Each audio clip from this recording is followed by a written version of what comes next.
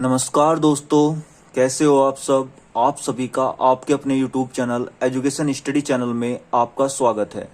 दोस्तों, हम RS अग्रवाल छोटे मैथ को पढ़ रहे हैं और इसमें हमने परसेंटेज के अभी तक 100 क्वेश्चन कंप्लीट कर लिए हैं। दोस्तों, आज हम अपनी वीडियो में क्वेश्चन नंबर 101 से अपनी वीडियो को स्टार्ट करेंगे। तो दोस्तों, देखते हैं क्वेश्चन नंबर 101। क्वेश्चन नंबर 101 में क्या बोला गया है दोस्तों। एक कस्बे की जनसंख्या 18,000 है। इसमें प्रथम वर्ष 10% की वृद्धि होती है। दोस्तों, प्रथम वर्ष इसमें 10% की वृद्धि होती है और दूसरे वर्ष इसमें 20% की वृद्धि होती है। तो ये बोल रहा है दोस्तों कि बताओ 2 साल बाद ये जनसंख्या कितनी हो जाएगी। तो दोस्तों, हम सबसे पहले परसेंटेज को हटाकर नीचे 100 लगाएंगे। अब ये 0 से 0 कट जाएगा। तो मान लो पहले जनसंख्या 10 थी। पहले जनसंख्या कितनी थी? 10। अब उसमें 1 की वृद्धि हो गई दोस्तों। तो पहले 10 थी तो 1 की वृद्धि होने के बाद ही कितनी हो गई होगी दोस्तों? 11। अब इस 20% को भी ऐसे परसेंटेज हटाकर नीचे 100 लगा लो। तो 20 एकम 20 और 20 पंजे 100। दोस्तों, अगर पहले जनसंख्या 5 थी तो 1 की उसमें वृद्धि हो गई। अब वो कितनी हो गई होगी? 6। ये पहले की जनसंख्या है दोस्तों और ये अब वर्तमान की जनसंख्या है। अब दोस्तों, आपको क्या करना है, इनकी गुणा करनी है, इनकी मल्टीप्लाई करनी है दोस्तों। तो 10 पंजे 50 और यहां पर भी ऐसे गुणा करनी है दोस्तों। तो 11 छिका 66। अब दोस्तों, इस 50 की वैल्यू इसने दी हुई है कि पहले जो जनसंख्या थी वो 18,000 थी। तो अब की जनसंख्या बतानी है दोस्तों हमें। तो हम देखेंगे कि ये यहां पर इसका कितना गुना है। 0 से 0 कट गए दोस्तों। 5 3 15 और 5 6 30 और 1 0। तो यहां पर भी आप क्या कर दोगे, इसका 360 गुणा कर दोगे दोस्तों।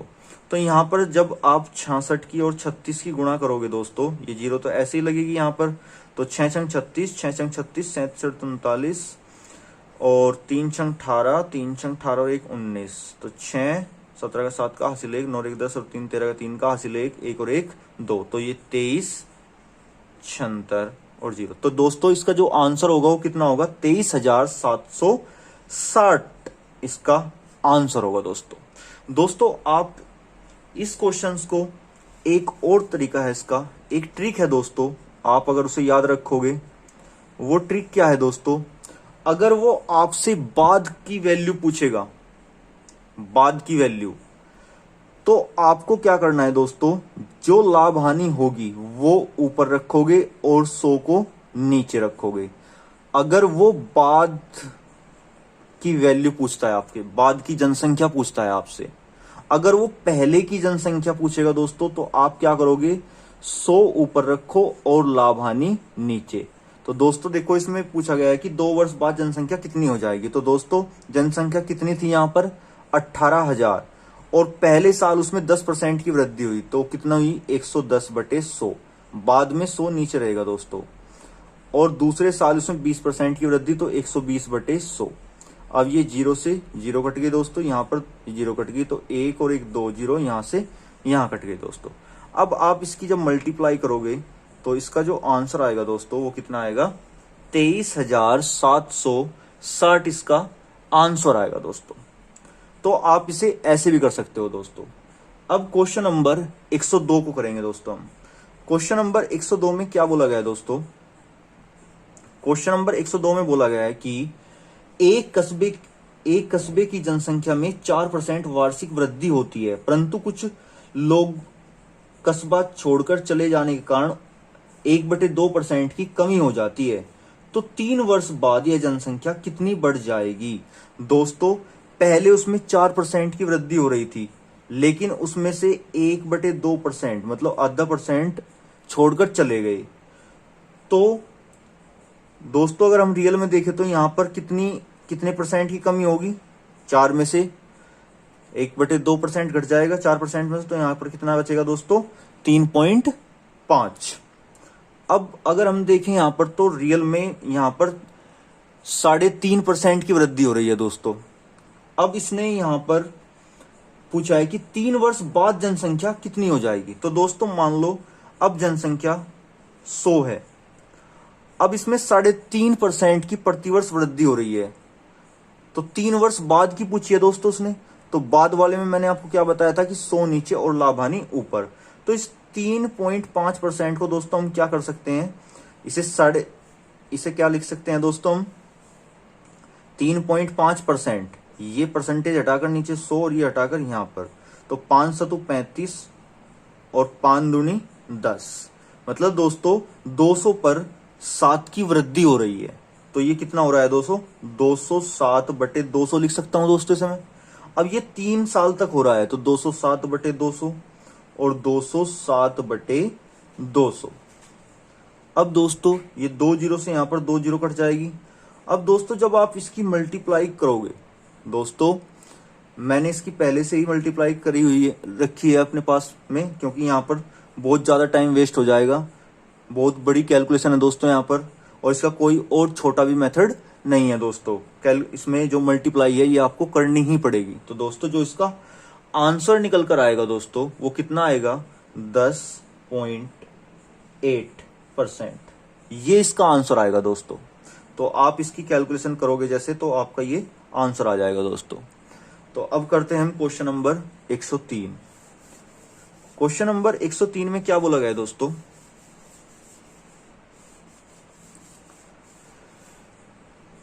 क्वेश्चन नंबर 103 में बोला गया है दोस्तों, एक शहर की जनसंख्या में 5% वार्षिक दर से वृद्धि होती है यदि उसकी वर्तमान जनसंख्या 1,85,220 हो तो 3 वर्ष पूर्व यह जनसंख्या क्या थी। तो दोस्तों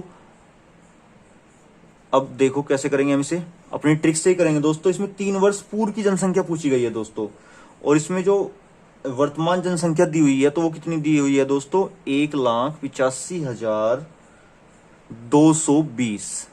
अब 3 वर्ष पूर्व की पूछी गई है दोस्तों, तो पूर्व में 100 ऊपर और लाभ हानि दोस्तों नीचे। 5% की वृद्धि हो रही है तो 105, और 3 साल तक की बात बोली गई है तो 100 बटे 105 गुना 100 बटे 105। अब दोस्तों इसे 5 से काटेंगे तो 5 दूनी 10, 5 दूनी 10 और 5 एकम 5। यहां पर भी ऐसे ही 20 बटे 21 हो जाएगा दोस्तों, और यहां पर भी 20 बटे 21 हो जाएगा दोस्तों। तो दोस्तों जब आप इसे डिवाइड करोगे तो जो इसका आंसर आएगा दोस्तों वो कितना आ जाएगा, 1,60,000।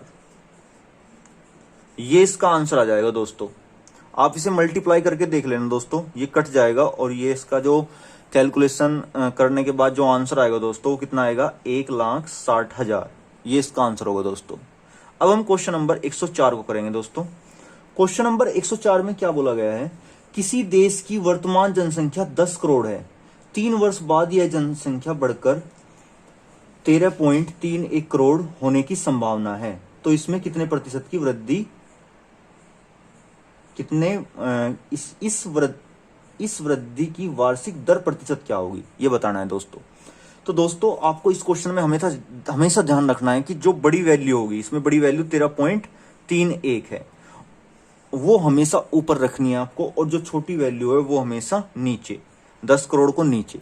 अब पॉइंट हटाकर हम, पॉइंट के बाद 2 अंक है तो 2 जीरो लगा दो। अब दोस्तों ये या तो किसी का ये घन होगा या फिर वर्ग होगा। तो हम देख रहे हैं कि ये 11 का क्यूब है और ये 10 का क्यूब है, तो ये 11 का क्यूब और ये 10 का क्यूब। तो दोस्तों मैं इसे लिख सकता हूं 11 बटे 10 इसका पूरे का क्यूब। अब दोस्तों इसमें बोला गया है कि वार्षिक दर बताओ, दर क्या होगी दोस्तों, 10 से ये 11 हुई, इसका मतलब दोस्तों 10 पर 1 की वृद्धि हुई, तो दोस्तों कितने प्रतिशत वृद्धि हुई, गुणा 100 कर दो, तो 0 से 0 कट गई दोस्तों, तो यहां पर आंसर कितना आएगा, 10%। अब दोस्तों क्वेश्चन नंबर 105 को करेंगे हम। क्वेश्चन नंबर 105 में क्या बोला गया है, वर्तमान समय में जन्म दर प्रति हजार पे बात कर रहा है दोस्तों। ये जन्म दर प्रति 1000, जन्म दर 1000 पर जो जन्म होता है दोस्तों वो 32 का होता है दोस्तों, तथा मृत्यु दर 1000 पर दोस्तों वो कितनी है, 11। तो ये बोल रहा है कि जनसंख्या में शुद्ध वृद्धि कितने प्रतिशत है, जनसंख्या में शुद्ध वृद्धि बतानी है दोस्तों। 1000 पर 32 का जन्म हुआ और 1000 पर 11 की मृत्यु हो गई दोस्तों। तो इसका मतलब दोस्तों वहां पर जो जीवित बचे वो कितने बचे दोस्तों, तो 32 में से हम 11 को घटा देंगे दोस्तों, तो 2 में से 1 जाकर 1 और 3 में से 1 जाकर 2। इसका मतलब दोस्तों वहां पर जो जीवित हैं वो कितने हैं, 21, और कितने में से, 1000 में से, तो कितने परसेंट दोस्तों, गुणा 100। तो 2 जीरो से 2 जीरो कट गई दोस्तों। अब यहां पर नीचे 1 जीरो है तो 1 अंक पर पॉइंट लग जाएगी, तो जो वहां शुद्ध वृद्धि है दोस्तों वो कितनी होगी, 2.1%। ये इसकी शुद्ध वृद्धि होगी दोस्तों।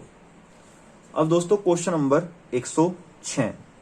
क्वेश्चन नंबर 106 में क्या बोला गया है, एक मशीन का क्रय मूल्य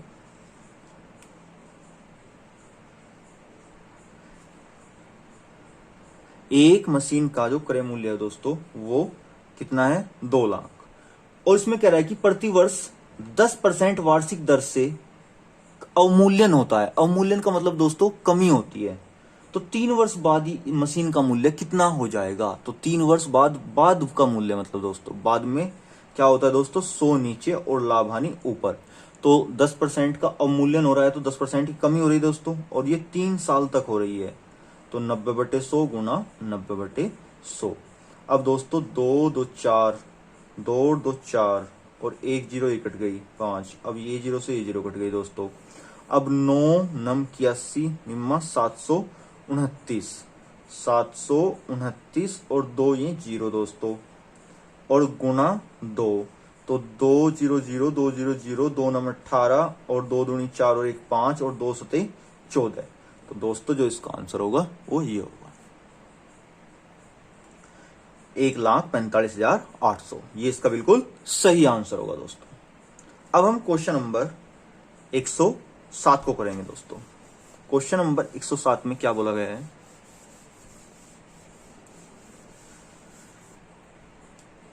क्वेश्चन नंबर 107 में बोला गया है दोस्तों, एक मशीन का मूल्य 10% वार्षिक दर से घटता है। 3 वर्ष पूर्व यह 3 वर्ष पूर्व खरीदी गई, इसका वर्तमान मूल्य इतना है तो क्रय मूल्य ज्ञात करो। तो दोस्तों इसमें हमें 3 वर्ष पूर्व का मूल्य ज्ञात करना है। तो दोस्तों ये क्वेश्चन बिल्कुल ऐसा ही पीछे की जैसा हम पीछे करके आए बिल्कुल ऐसा ही है। ये आपके लिए होमवर्क है दोस्तों, आप इसे घर पर करके देखना। अब दोस्तों क्वेश्चन नंबर 108, एक पेन बनाने वाली फैक्ट्री में यह निश्चित किया गया कि फरवरी माह से हर माह पिछले मास से उत्पादन में 10% कम उत्पादन हुआ। यदि जनवरी में 300 पेन बने तो मार्च में कितने पेन बने। तो दोस्तों 108 क्वेश्चन में आप देखोगे कि जनवरी में कितने पेन बने दोस्तों, जनवरी में पेन बने दोस्तों 3000 पेन बने।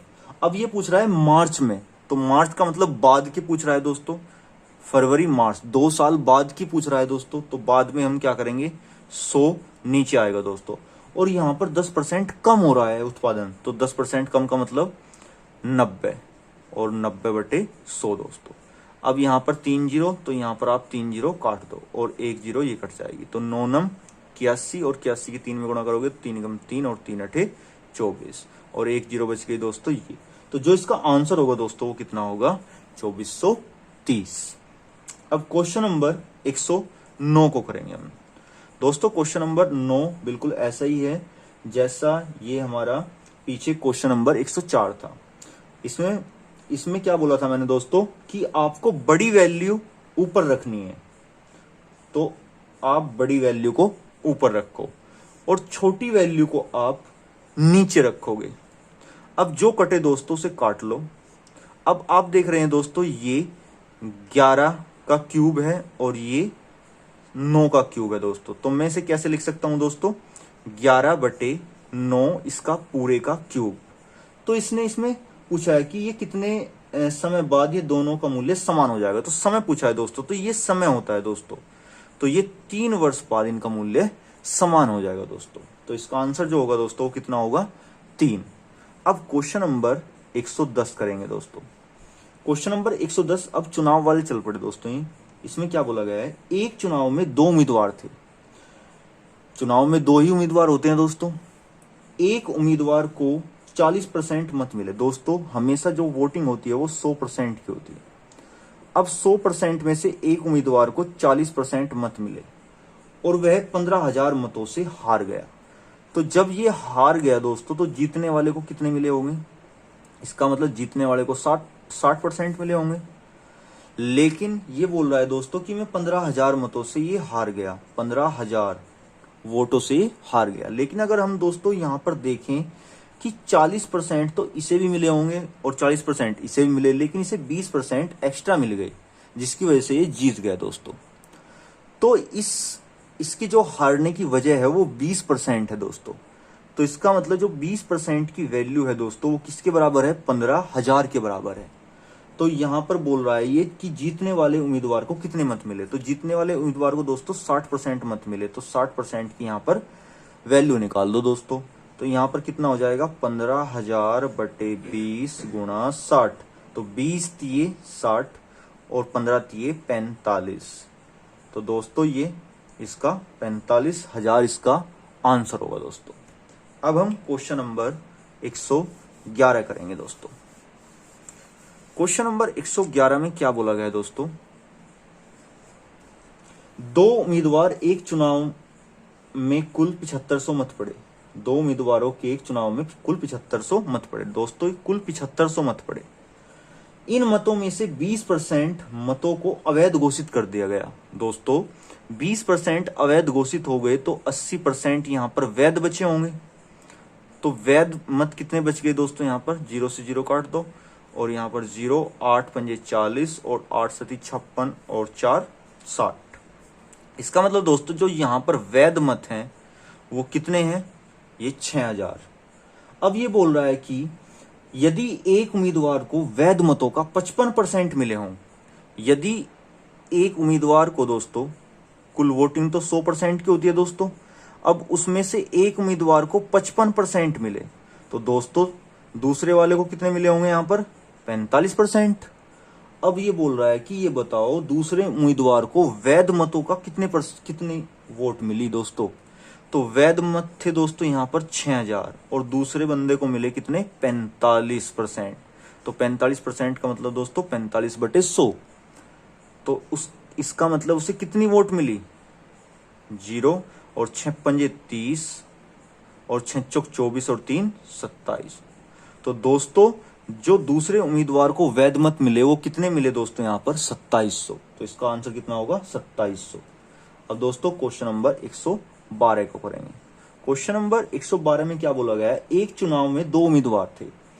इस चुनाव में 68 मत अवैध घोषित हो गए। दोस्तों वोटिंग 100% की होती है, अब उसमें से 68 अवैध घोषित हो गए। दोस्तों ये पढ़े तो, लेकिन 68 मत ये अवैध घोषित कर दिए गए। अब दोस्तों ये बोल रहा है कि जीतने वाले उम्मीदवार को 52% मत मिले। दोस्तों जो जीता उसे कितने मत मिले? यहां पर दोस्तों आप ऐसे कर सकते हो कि 68, तो यहां पर 32 बच जाएंगे दोस्तों।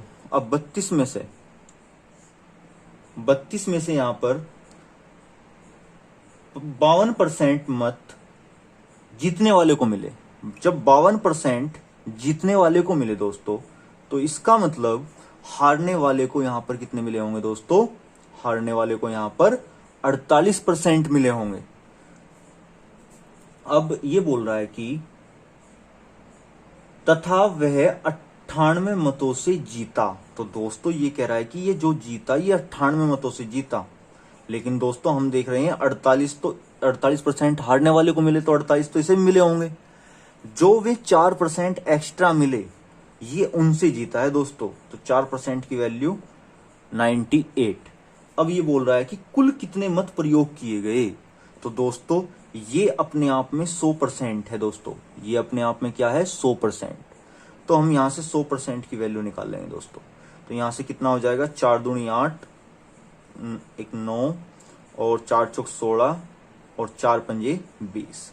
अब दोस्तों यहां 2450, यहां तक का 2450 वोट, 2450 वोट में से 52% जीतने वाले को मिली और हारने वाले को 48%। लेकिन ये 68 वोट भी तो दोस्तों डाली गई, तो इन 68 को हम यहाँ पर जोड़ देंगे तो जो कुल मत पड़े दोस्तों वो कितने पड़े, 8, 6, 5, 11, 4 और 1, 5 और 2। तो दोस्तों जो इसका आंसर होगा वो कितना होगा, 2518।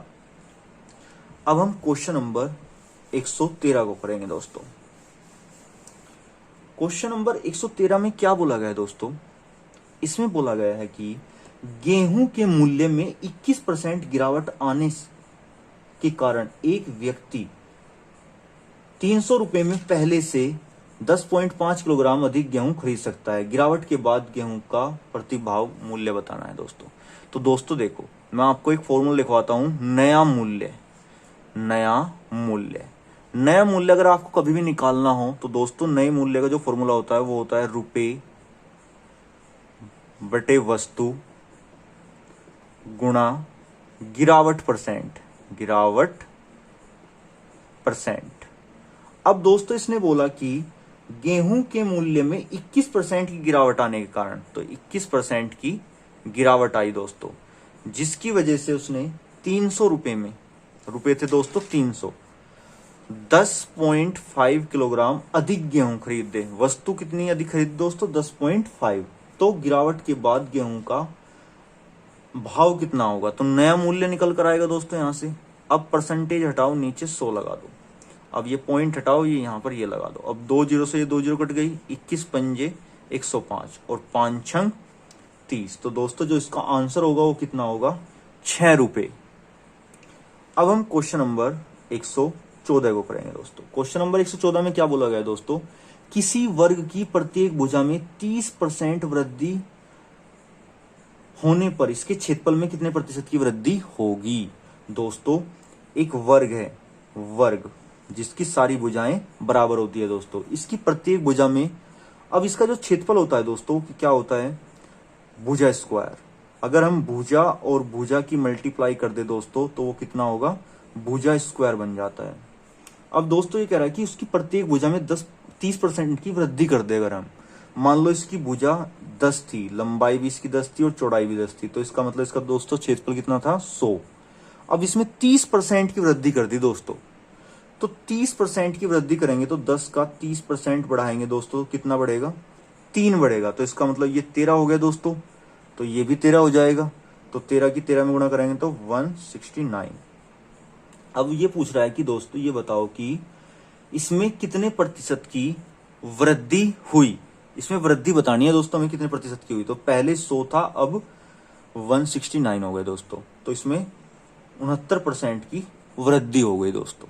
दोस्तों आप इसे ऐसे भी कर सकते हो, या फिर एक फॉर्मूला होता है दोस्तों, x plus minus Y plus minus X into Y upon 100। आप दोस्तों इससे भी कर सकते हो। यहां पर क्या बोला गया कि वर्ग की प्रत्येक भुजा में 30% की वृद्धि हुई, तो दोस्तों पहली भुजा में 30% की वृद्धि होगी तो दूसरे में तो अपने आप ही होगी दोस्तों, क्योंकि ये वर्ग है, वर्ग की सारी भुजा बराबर होती है। तो यहां पर प्लस 30 गुणा 30 बटे 100। अब 0 से 0 कट गई, यहां पर इस 0 से 0 कट गई, तो 30 30 60 और 3 3 9, 60 प्लस 9 तो ये कितना होगा दोस्तों, 69। तो दोस्तों जो इसका आंसर होगा वो कितना होगा, 69%। अब हम क्वेश्चन नंबर 115 करेंगे दोस्तों। 115 में क्या बोला गया है दोस्तों, 115 में बोला गया है दोस्तों, एक आयत की लंबाई 20% बढ़ा दी जाए तथा चौड़ाई 20% कम कर दी जाए तो इसके क्षेत्रफल में कितने प्रतिशत की कमी होगी। दोस्तों मैंने आपको बताया था, कभी भी अगर ऐसा हो कि जितने परसेंट की वृद्धि हो उतने ही परसेंट की कमी हो, तो उस केस में हमेशा कमी होती है दोस्तों। और उसे कैसे लिखोगे आप, जितनी वृद्धि वो गुणा जितनी कमी हो वो और बटे 100। तो ये 0 से 0 कट जाएगी, यहाँ कट जाएगी, तो ये 4% की दोस्तों कमी आ जाएगी यहाँ पर। तो इसका जो आंसर होगा वो होगा 4% की कमी। अब हम क्वेश्चन नंबर 116 करेंगे दोस्तों। क्वेश्चन नंबर 116 में क्या बोला गया दोस्तों, एक वर्ग की लंबाई तथा चौड़ाई 40% तथा 30% की वृद्धि करने पर प्राप्त आयत का क्षेत्रफल दिए गए वर्ग के क्षेत्रफल से कितने प्रतिशत अधिक होगा। तो दोस्तों इसमें आप फॉर्मूला लगा सकते हो, x plus minus Y plus minus X into Y upon 100। तो x में 40% की वृद्धि, तो यहाँ 40, यहाँ पर प्लस 30% की वृद्धि, तो प्लस प्लस प्लस ही होगा दोस्तों, 40 गुणा 30 और बटे 100। अब 0 से 0 कट गई दोस्तों, 40 और 30 70 प्लस 4 तिये 12, तो ये कितना हो जाएगा दोस्तों, 70 और 80 दो 82% की क्या होगी दोस्तों, वृद्धि। तो इसका जो आंसर होगा वो 82% की वृद्धि होगी दोस्तों। अब हम क्वेश्चन नंबर 117 को करेंगे दोस्तों। क्वेश्चन नंबर 117 में क्या बोला गया दोस्तों, एक आयत की लंबाई में 60% की वृद्धि कर दी गई तथा इसकी चौड़ाई कितने प्रतिशत कम कर दी जाए कि आयत के क्षेत्रफल पूर्ववत रहे, उसमें कोई बदलाव ना हो दोस्तों। तो मान लो इसकी 100% था ये पहले, अब 60% की वृद्धि हो गई तो ये 160 हो गया होगा दोस्तों। अब ये कितना बढ़ा, 60 बढ़ा, तो अगर मैं इसमें 60 की ही कमी कर दूं तो इसके क्षेत्रफल में कोई प्रभाव नहीं पड़ेगा दोस्तों। तो यहाँ से 0 से 0 कट जाएगी और 2 तिये 6 और 2 अठे 16। अब 4 से काट दो, 4 दूनी 8 और 4 दूनी 8 और 4 पंजे 20, तो 25 तिये 75, 75 25 तिये 75, 75 बटे 2, तो 2 तिये 6 और 2 सते 14 और 2 पंजे 10। तो ये आंसर कितना होगा दोस्तों इसका, 37.5%। अब हम क्वेश्चन नंबर 118 को देखेंगे दोस्तों। क्वेश्चन नंबर 118 में क्या बोला गया दोस्तों, किसी वृत्त की त्रिज्या में 50% की कमी कर देने पर इसके क्षेत्रफल में कितने प्रतिशत की घटोतरी होगी। तो दोस्तों इसमें भी हम वो फॉर्मूला लगा सकते हैं, x plus minus Y plus minus X into Y upon 100। दोस्तों 50% की कमी हो रही है यहाँ पर, तो कमी को हम ऐसे माइनस लगा कर लिखेंगे, और कमी यहाँ पर भी 50% की कमी, तो माइनस माइनस ये हो जाएगा प्लस, 50 गुणा 50 बटे 100। अब दोस्तों इससे ये काट दो, इससे ये काट दो, अब ये माइनस के 50 और माइनस के 50 ये माइनस के 100 हो जाएगा दोस्तों, और प्लस के 5 पंजे 25।